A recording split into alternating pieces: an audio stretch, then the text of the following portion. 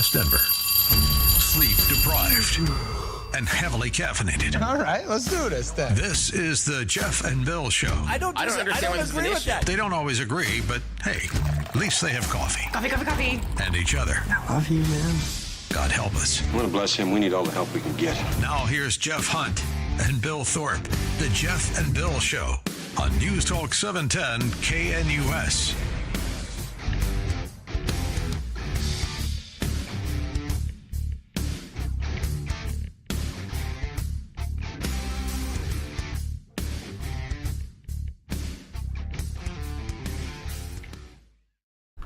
It's 8 a.m. in the Mile High City on this Wednesday, July 16th, 2025. Good morning, Denver, Colorado. You've tuned in to the Jeff and Bill Show. News Talk 710 KNUS. We're talking about the Bridge to Nowhere, $29 million boondoggle pedestrian bridge that Jared Polis wants to put up in Civic Center Park. You can vote about it. He's put up a little website himself, co150walkway.com. You can vote multiple times. Rig the vote. Rig the vote. Rig the vote. We're going to Jenna this vote. co150walkway.com. Let's go back to the phone lines real quick. Now, Joe Arvada. I'm just challenging the listeners right now, and I'll challenge Joe from Arvada. I have voted over 20 times in this survey so far. Can you do better than me? Let's see if we can get how many we can get up there. Hey, Joe, how you doing today? Hey, Jeff and Bill. I hope, Jeff, I heard you. Yeah. Cut your finger or something like that. Oh, yeah, that was me. Yeah, I almost lost a finger. Yeah, but everything's good. I can still flip people off and everything, so it's great. Yeah. That'd be a tragedy. Hey, listen, I haven't heard too much about this bridge, but I got a name for it. Is this bridge supposed to be weavy or wavy or something like that? Yeah, it's supposed to, it meanders. Basically, okay, if you've been down, at least you're familiar with the state capitol and Civic Center Park across the street. The idea is it's a bridge that's going to get you from the Capitol side over to Civic Center Park or back across. So that's what you're trying to do. But what they've done is where you could just cross the street with a bridge, they've extended that bridge about 5 times as long as it needs to be so that it meanders back and forth like a stream, which again, we all know that when us out in the wilderness and we go hiking or anytime we're going anywhere, we always meander around like streams rather than going in straight lines. All those paths that you see when you're hiking through the forest, they always meander, don't they? Not those straight lines. Yeah, Jeff, I got an idea. I mean, I got a brainstorm. Just like Jerry Polis has a brainstorms, he doesn't know what he's talking about. Yeah. But anyways, let's name that bridge the Wizard of Oz, and paint the bridge yellow. Follow the bridge or whatever. Yellow brick road. Dude, now here's the thing, man. I think, okay, Joe, I think you may have hit on something here. Now, one of the biggest movies last year was Wicked. Second part is coming up this fall. If he did a Wicked tie-in and even got some, subsidy funding for advertising from the movie company, might have something there. You might have, make it the Jared Polis Wicked Bridge, which, yes, double entendre intended there. But yeah. And take it all the way up to Boulder, too. Yes. Absolutely. Absolutely. That's Joe, great, Joe. Thank you so much. Thank you so much for the call. All right, here in just a few minutes, we're going to talk with Maya Solkin. She's a reporter with the Free Press. The NEA gathered this is the National Educators Association. This is the biggest teachers union in the country. Did they gather on how to fix schools? What's their plan to address problems with student learning? They're going to take on Trump, ICE, and fascism. This is fantastic. That's why our schools are the way they are. We're going to talk with Maya about that here in just a second. Now is time for News and Comment with Mr. Blake Olson. Blake Olson. Blake Olson, News and Comment.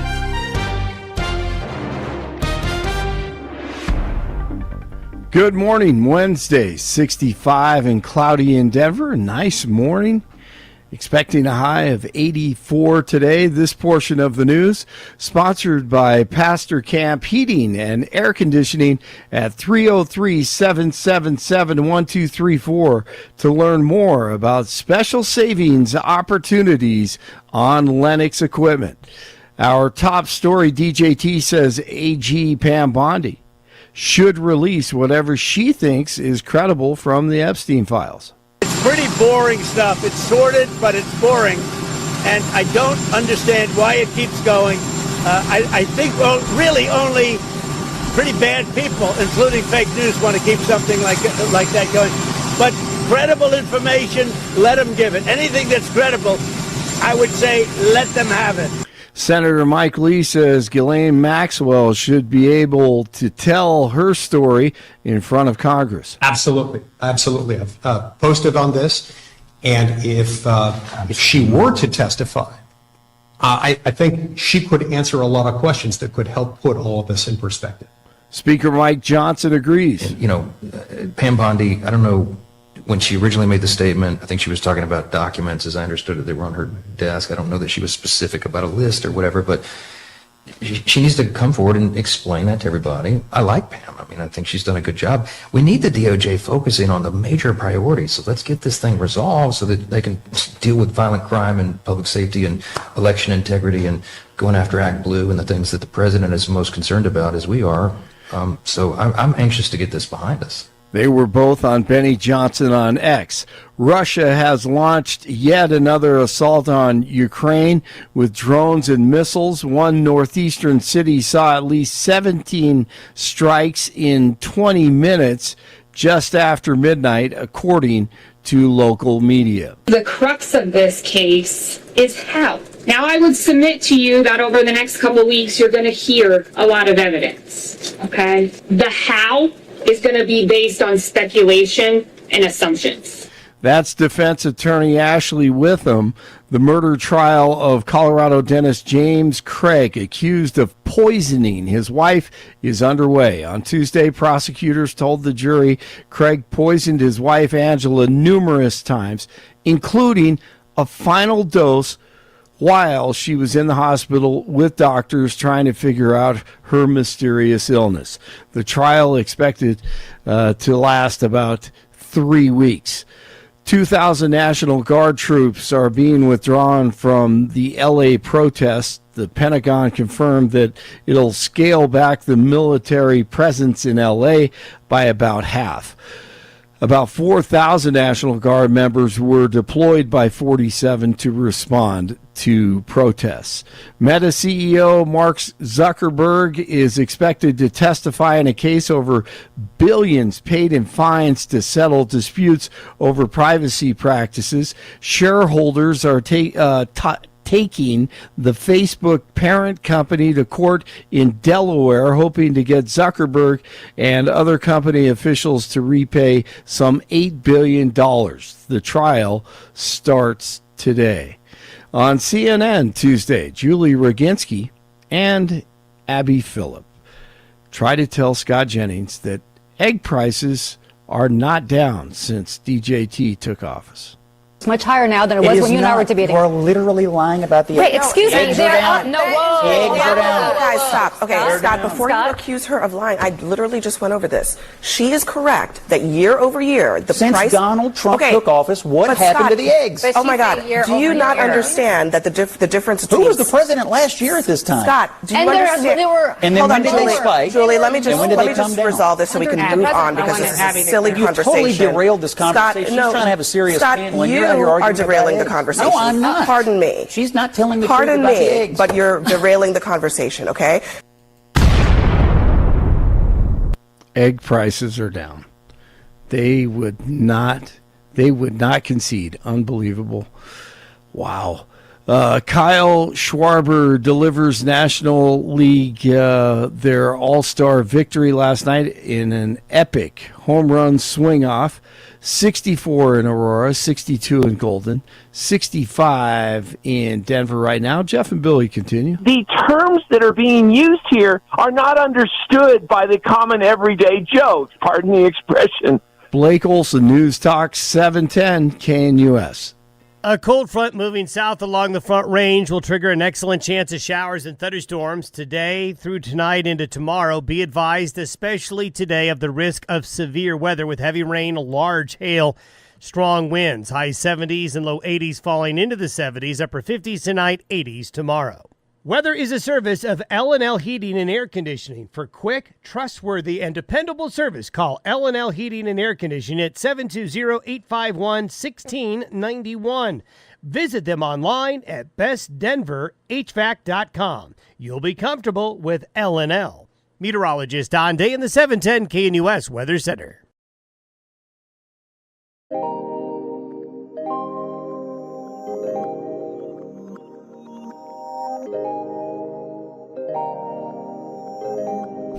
All right, as I said yesterday, one of my favorite news websites out there is the Free Press. Go to thefp.com. Fantastic articles. Every single day I go there and love to read what they're producing. And I invited Maya on. Maya is a reporter with the Free Press. Maya Solkin is her name, and she's got a great piece about the NEA.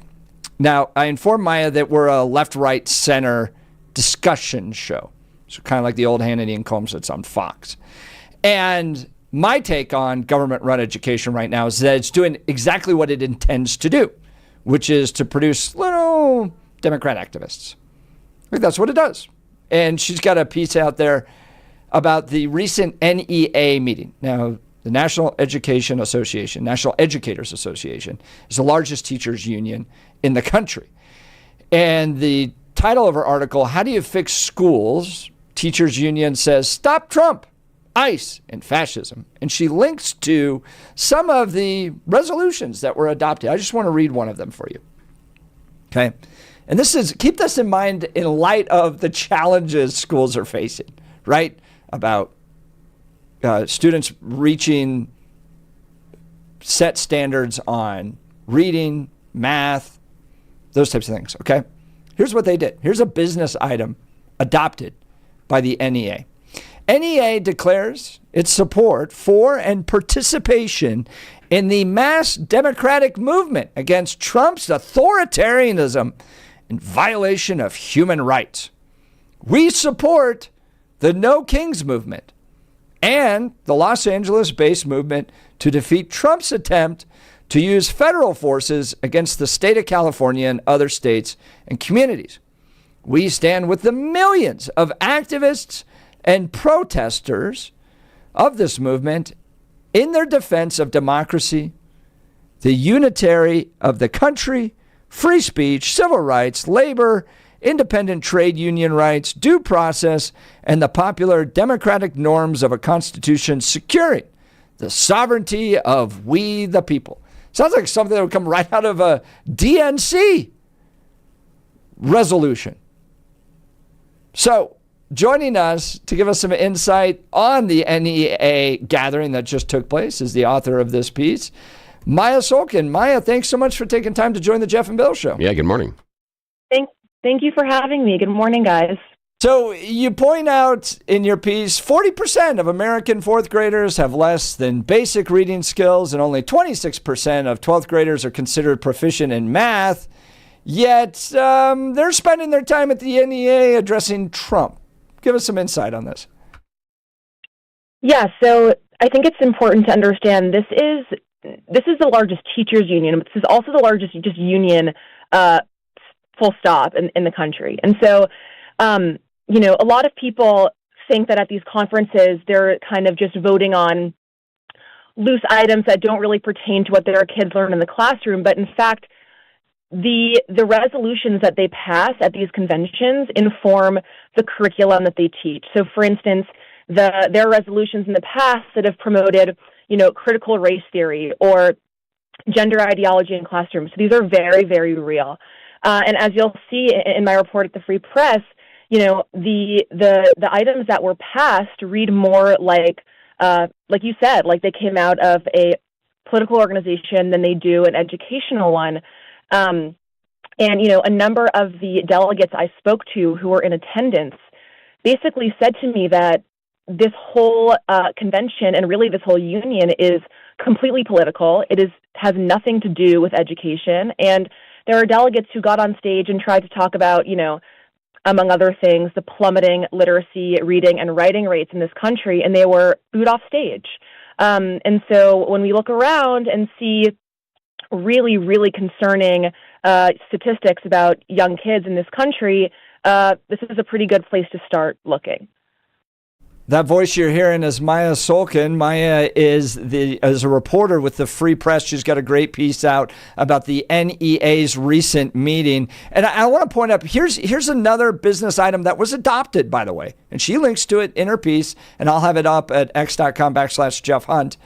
Okay, like this is the teachers, right? And as Maya pointed out, this is going to affect curriculum in government-run schools across the nation.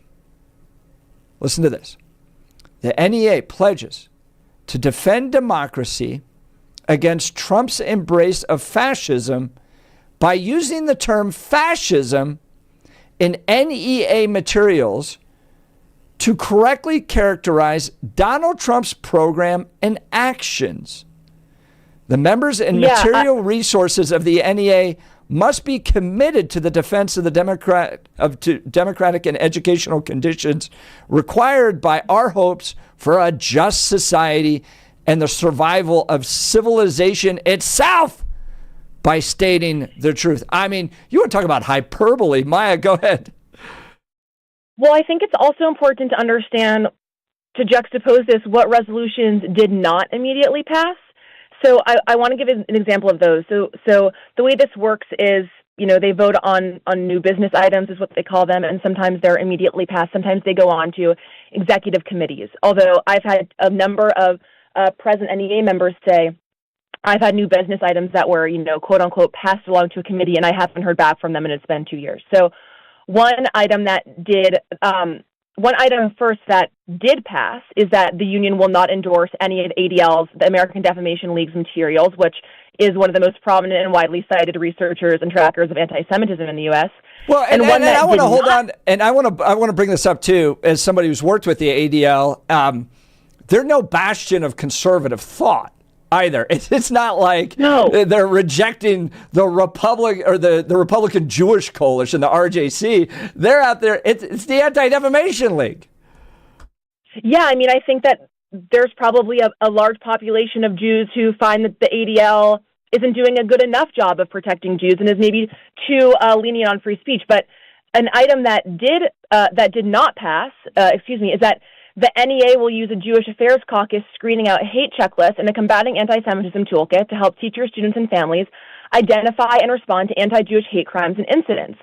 So this did not pass. This was sent to a committee to, further discuss. And then, some that did pass are, addressing alarming levels of discrimination against bullying of Arab American students in the public school, ethnic studies programs, Arab American studies into teacher training programs, National Black Teacher Appreciation Day. I mean, the juxtaposition is almost, it's so blatant.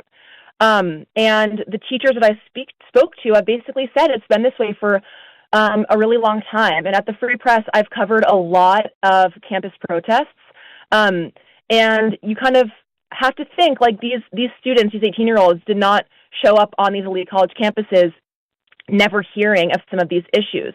This stuff is starting at a much, much younger age, and it's really starting with places like the NEA.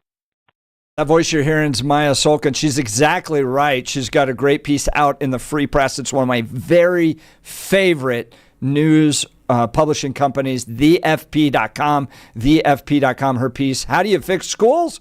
Well, according to the nation's largest teachers union, we need to stop Trump, ICE, and fascism. Now, one of the responses might be, look, government-run education is facing threats to funding that it's never faced before. You have the dismantling of the Department of Education that's taking place. You have school choice expanding throughout different states. So maybe for the NEA, it is a political battle that to continue what they're doing with what I call government-run education, others might call public education. I think there's a difference between charter schools and government-run education. But what others might say is that they're under threat in ways they've never been before. It is a political battle. What's your response, Maya? The NEA, they have a yearly budget of over $350 million, and every single one of these new business items they've said does not fit into their budget.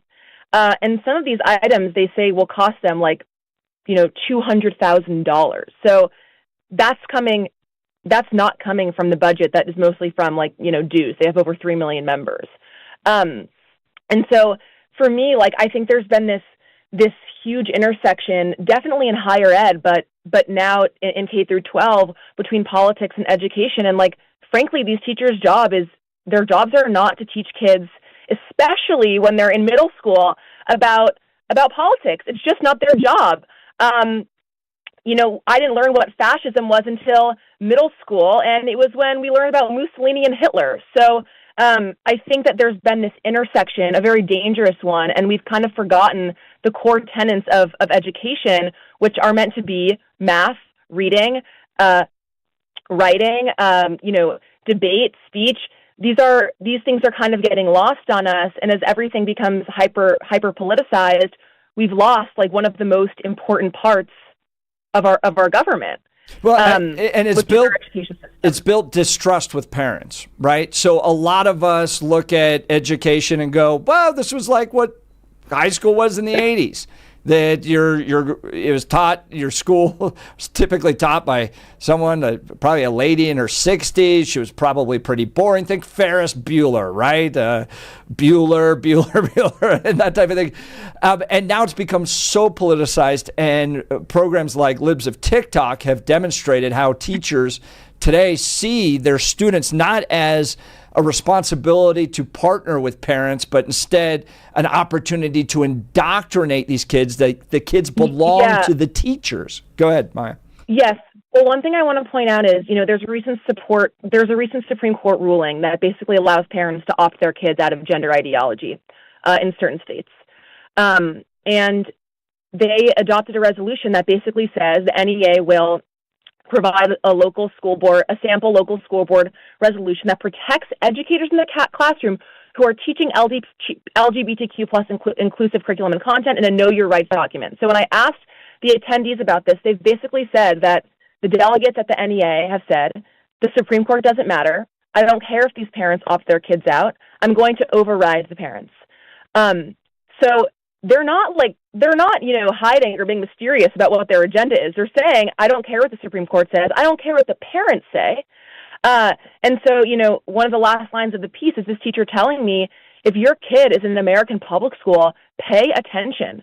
Ask them who their teachers are and what they're learning. Because I think for a long time, parents dropped their kids off at school and maybe had this trust about what they were going to, be learning. And now kids are coming home telling their parents all kinds of things, and parents have a really big reason to be concerned. These are political actors first and foremost. That's Maya Sulkin, reporter for the Free Press, joining us on the Jeff and Bill Show, talking about the recent developments at the National Educators Association and some of the initiatives they're pushing. Now, Maya, when you talk to the teachers, what reasons did they give to identify Trump as being such a threat? I mean, listen, these teachers are no different than, anyone else on the left who views Trump as a racist or a fascist or a pig. And so they believe that it's fundamental to education for students to understand Trump as a fascist dictator who is against everything this country stands for. And, they don't view that, ironically, as political at all. They really do view Trump as an equivalent to a political character like Mussolini or Hitler. And so that, to me, it's more of a signifier, not about what they think of Trump, but like what I said before, of just how much politics has bled into education. And so,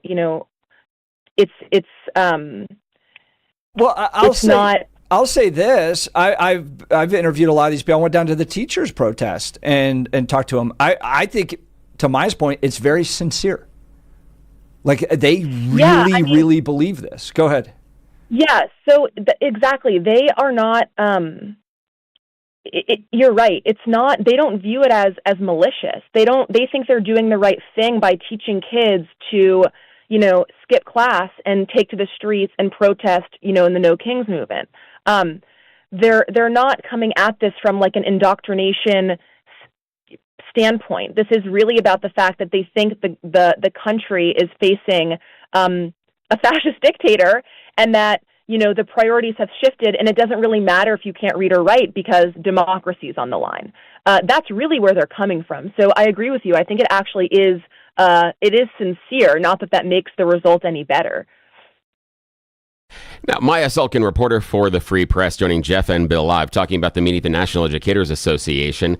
What sort of influence do you find the National Educators Association has over curriculum across the country?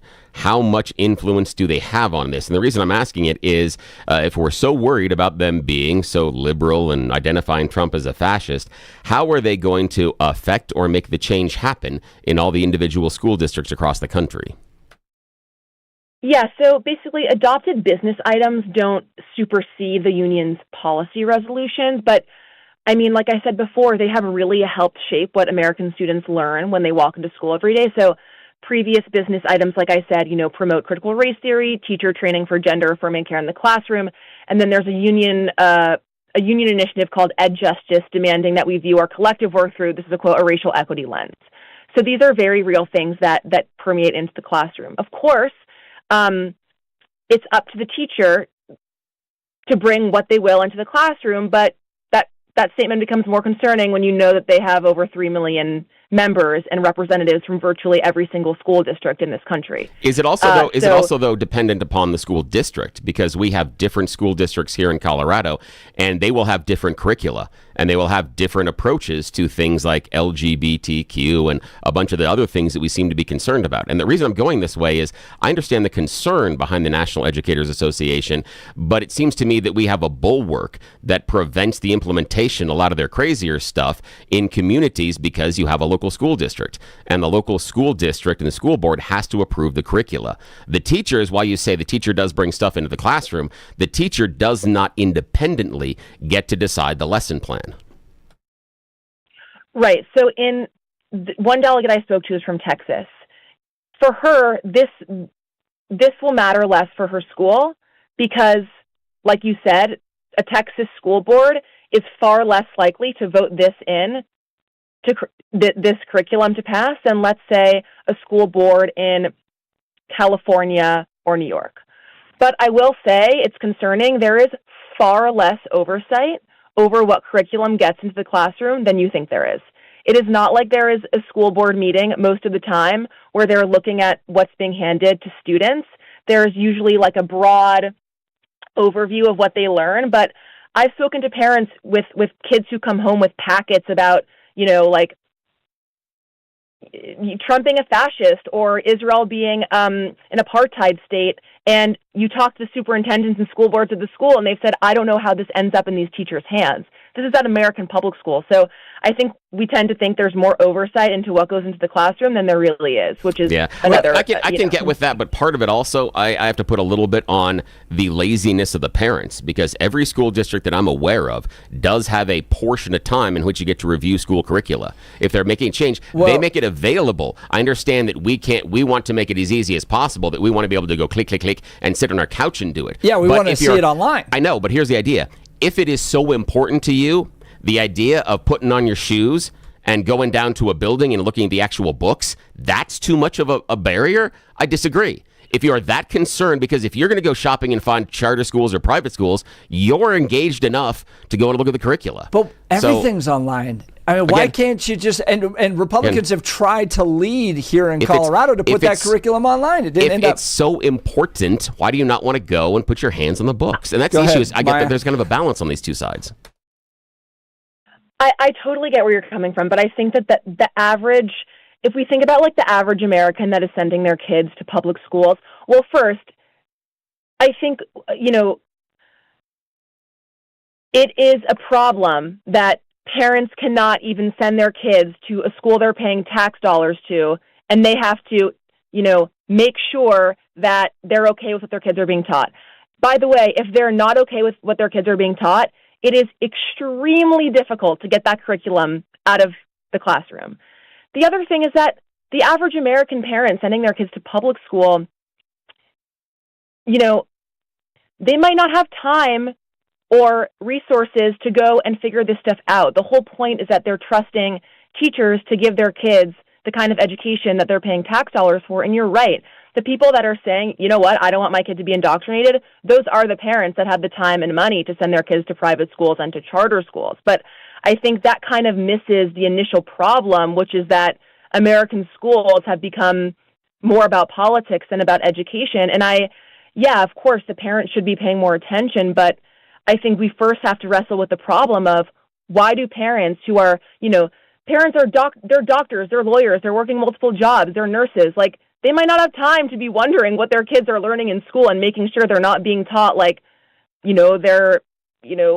Trump's a fascist. So I think we kind of have to wrestle with the first problem. Yeah, that's a fair point. And I think that this is Maya Selkin, reporter for the Free Press, talking about the latest meeting of the National Educators Association. And I think she has a wonderful, wonderful point about the idea of how the NEA has become so political. And a lot of the initiatives that she has outlined are absolutely ridiculous. I do think that this... and I call it, it's a public union because it's publicly funded employees.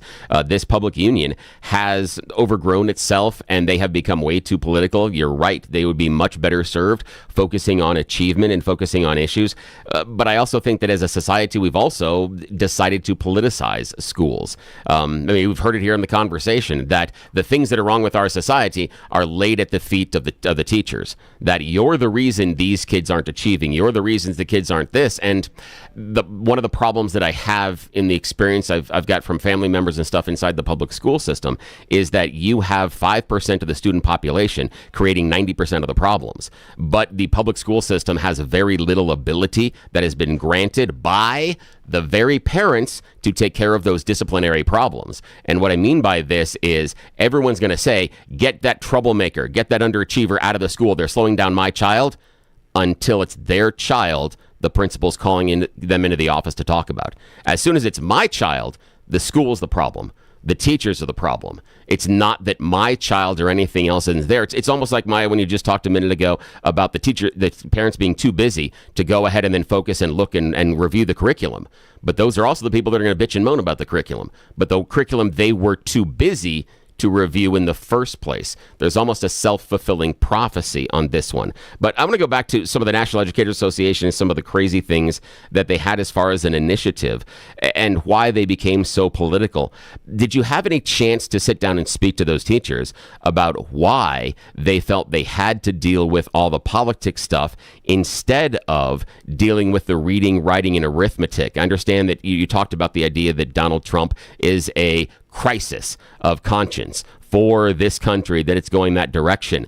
But was there any self-awareness about the idea that when you're focusing on so much of the political items and not focusing on I'll just use the 3 R's just for the conversation point of it, that it hurts their message of going out there to teach the kids? When they become viewed and they make these initiatives that sound very much like something you see at a political rally or activists, do they have any self-awareness of how that hurts their message when they come back to their local communities and talk about how they're trying to be educators when they all get together at this conference and they seem to be so political? Was there any self-awareness there in the conversation? Yes and no. I think it's they view this as like a matter of priorities. So I think the way that they feel is, the world's on fire. We're like facing political end times, and it's our job right now to make sure that kids are aware of what's facing them and to fight against it. They are not, the plummeting reading and writing rates are not lost on them. They're very aware of that. And they're teachers. They obviously, it's a really hard job, so they're there for a reason. They really care. It's just that they don't view that as the number one priority in the classroom right now. Now, I think that if maybe we had a different president or, really if we had a different president, I don't think that these are what the new business items would have necessarily looked like. But yeah, I think they're aware of the fact, they know what their real job is, but it's just that they they don't view the classroom as separate from politics. They view politics as a very fundamental part of education, actually. So, like I was saying before, it's not malicious. They really do view this as part of their job and their duty. And I tie this back to their education. So I worked in higher education for 8 years. They learned about this. They have framed the world in oppressor versus oppressed type of belief. So whether it's Israel who's the oppressor against Hamas, or it's the Donald Trump who's the oppressor against migrants, the entire world is framed in this Marxist oppressor versus oppressed worldview, and they stand at this point of history where they must stand on the side of the oppressed. Oh, we'll get to math later, but let's talk about the real threat, and it just become a political entity. And I was trained under one of the chief lobbyists at the NEA at George Washington University, and for them it's power, it's control, and it's funding. Don't disconnect that either, right? So in Colorado, for instance, a blue state run by Democrats, they fund the education system. They're going to prioritize it more than Republicans will. So there is a funding mechanism here. This is about power, and politics fits into that. And so it all comes together. And as she writes at the closing of her article, it's politics, sex, and gender. When the delegates get on the stage, they will tell you that they're political and that these things just don't happen overnight. Well, Maya, we really appreciate your time today. She's a reporter with the Free Press. Go check out thefp.com, thefp.com, one of my very favorites. Maya, thank you for your time. Thank you. This has been delightful. Appreciate it. Thank you for having me. I appreciate it. All right, we'll continue. You're listening to The Jeff and Bill Show. This is Denver's Talk Leader, News Talk 710, KNUS.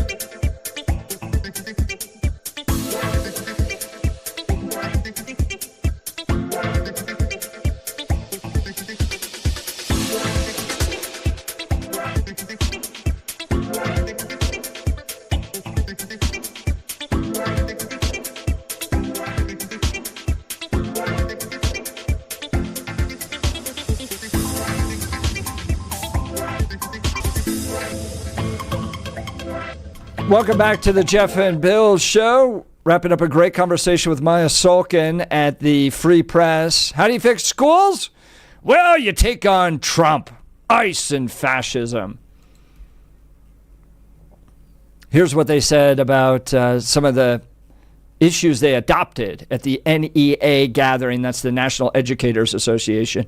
They pledged to defend democracy against Trump's embrace of fascism by using the term fascism in NEA materials to correctly characterize Donald Trump's program and actions. The NEA, the chief lobbying union effort for most of the teachers and educators throughout the country, have decided Donald Trump's a fascist and that his programs and actions will be characterized as so.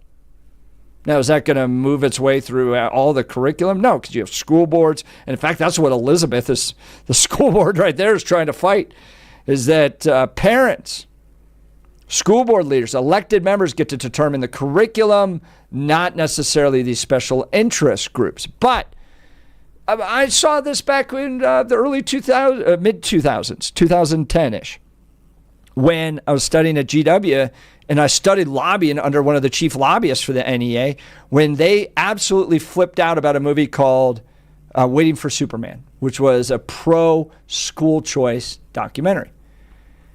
That, Bill, and I'll just take point with what you talked about. Yeah. I don't think they care about math. I don't think they care about reading. These activists, and I'm not saying every teacher, but I'm saying the NEA, they care about power and they care about funding, and Democrats bring them power and funding. They want Democrats in there. They're a political tool to be used against Republicans, against school choice, and they want to turn every little kid they interact with into a little Marxist activist. I like how you're like, not every teacher, but every teacher. Not every teacher. No. I've run into some good teachers. But you just said not every NEA. teacher, but they, meaning the National Educators Association. Yeah. So the idea is, and that would be most of them. So they don't want to, but they don't want to. That's basically what it is. Well, tell me where they're up in arms against these amendments. I understand what amendments. What? Well, this idea that we have termed Donald Trump and his programs and actions as fascism. Well, here's the thing: is they may feel that way, but I can disagree with them making these type of political statements. I think it's counterproductive in many ways. That if they would focus more on some of the rank and file education issues, but they could feel that some of this and some of the approach of the current administration does make it more difficult to teach the 3 R's, the reading, writing, and arithmetic, especially when you're talking about cutting funding and some other things they're talking about. And also remember that just like as your last speech is outlined, your last point there, is that for a portion of the country, the teachers have become the enemy. That the teachers are, again, they don't care about teaching math or English or science. They only want to create tiny little Marxists. That these these public schools are indoctrination centers. Correct. Yeah. So in other words, Bill. I know, but no. What I'm saying is, you've created them as the enemy.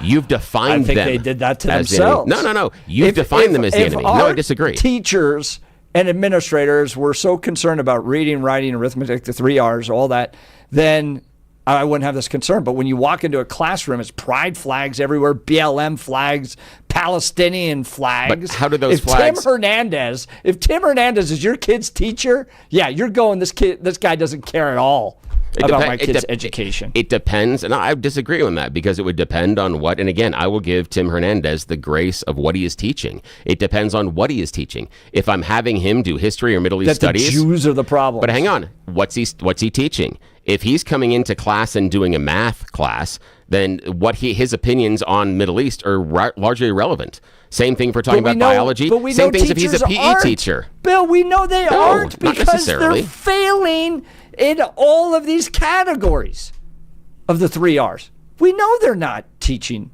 math and writing and reading well. Yeah, no, we know they're teaching it. We know that the achievement isn't there, but there's large portions. And do you think that is solely because of the teacher? Or does the school environment, does the student, does the family environment have any influence on that at all? It sure, or is it only, it sure absolutely does. That's why, thank God, you got school choice. But you just outlined that the teachers don't care.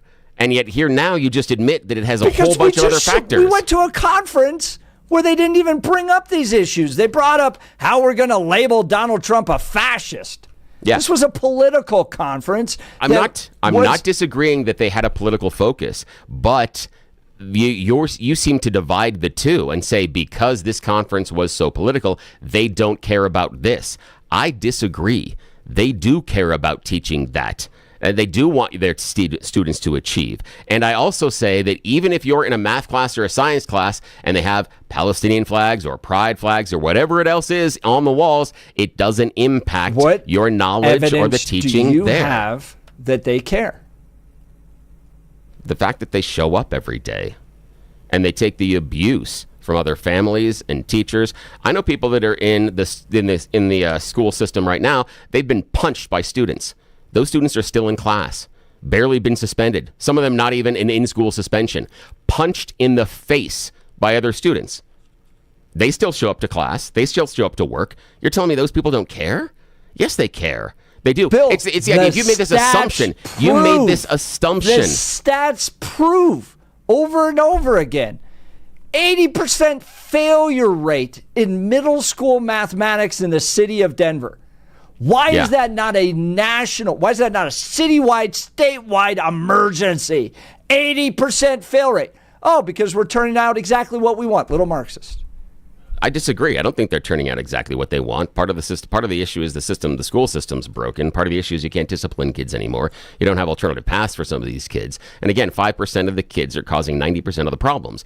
And the classes are overpacked. When you have 35 kids inside of a class and you've got a couple of those kids creating problems, that slows down the achievement and learning for the rest of the class. But the teacher is responsible for making sure that those kids pay attention. It could take them 10 to 15 minutes to settle down those problem kids in order to get them focused on class time. Then when they finally get into the lesson, those kids disrupt again. And then the kids continue to disrupt. So you end up losing out on that learning time and the ability of the teacher to do their job. National conference, the greatest, biggest union representation of the teachers got together for a national conference. And to Maya's point in the Free Press, did they talk about reading, writing, arithmetic? Again, that's not the point I was just making. They didn't. No, they Jeff, got together to hate on Donald Trump. They don't care. I have acknowledged that this was too political, but I just outlined to you how a teacher that cares about teaching math can have a class that falls behind based on a fraction of the student population, because we don't allow discipline and we don't allow these type of actions to be taken care of. We don't allow them to be removed from that situation. It is incredibly difficult to get those kids out of the educational cycle because you can't just kick them out onto the street. You got to do something with them because you have those kids that are problems. You think giving them free time out of the day is going to make them better? No, it's not. And that's the problem when you talk about why these teachers can't get their students to the achievement levels. Some of that is external. Bill, I disagree with the bromide that they just believe they all have to be Marxists, that they're teaching Marxism and math. Did they talk about that? No, they got together and hated on Donald Trump. They didn't talk about any of those issues you just outlined. Yeah. Because what are they going to do about those? I mean, I understand it's too political. I get that. But the issue is that's why these achievement levels don't get there. The classes are overcrowded. It takes too much time to get kids focused. Some of your kids are absolute freaking monsters. And the parents are terrible. Yes. Why but yet we blame the teachers. That's the focus of the NEA. Yet we blame the teachers. That's my point. I understand why they're so political. I'm not saying it's okay, but I understand because we sit here and we blame them, even though it is not always their fault. But we claim they're trying to indoctrinate these kids and make them little tiny Marxists when that's not necessarily true. Ooh, all right, join the conversation. 303-696-1971. Text us at 720-819-5115. If, from my opinion, if the teachers were really frustrated about the NEA getting together and spending all their time hating on Trump, then I might actually believe they care about students first. But I don't hear that. They're just going along with whatever the NEA does. Prove me wrong. 303-696-1971. Text us at 720-819-5115. You're listening to The Jeff and Bill Show. This is Denver's talk leader, News Talk 710 KNUS.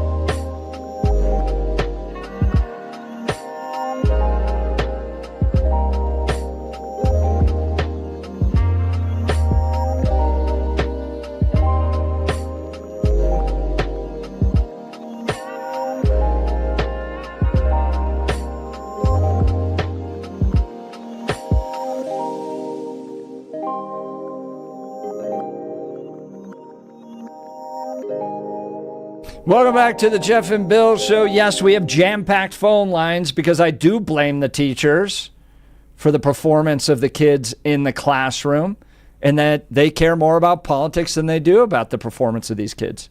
Let's go to Spencer Castle Rock. Good morning. You're on with Jeff and Bill. Yeah, morning. Hey, good morning, guys. So, Bill, a couple of things to push back on.